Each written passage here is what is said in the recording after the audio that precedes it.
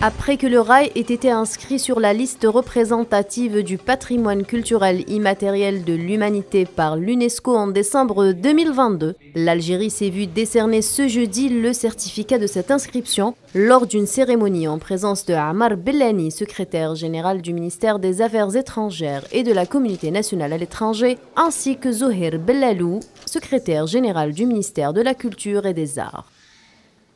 Je suis heureux de prendre la parole aujourd'hui pour célébrer l'entrée du rail algérien au patrimoine immatériel mondial de l'UNESCO.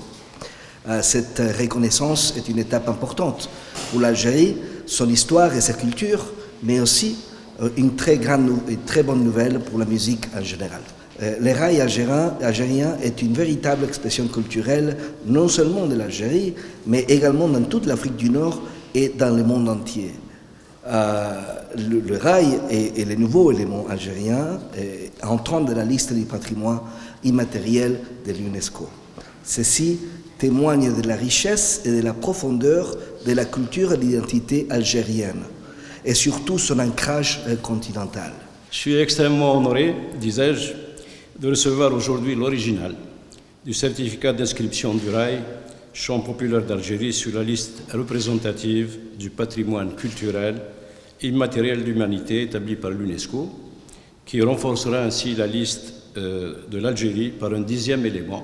Le rail acquiert ainsi, à travers cette certification prestigieuse et méritée, ses lettres de noblesse, qui ont permis à cette musique populaire, qui trouve ses origines chez les cheikhs de la chanson bédouine, tels que Cheikh Hamada et Abdelkader Khalidi notamment, de s'imposer comme un élément incontournable de notre patrimoine culturel.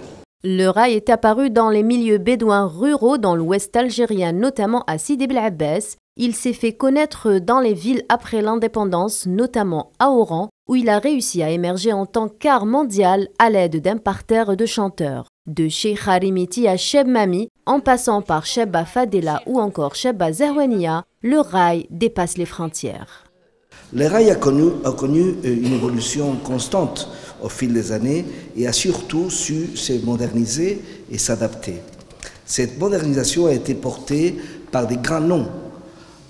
Les frères Baba Ahmed Rachid Effetti, Ahmed Zergui, Messaoud Bellamou, pour ne citer que.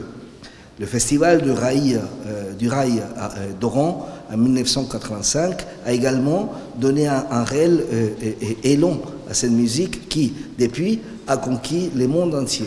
Avec cette certification, l'Algérie démontre et scelle la genèse algérienne de ce chant populaire à tout jamais.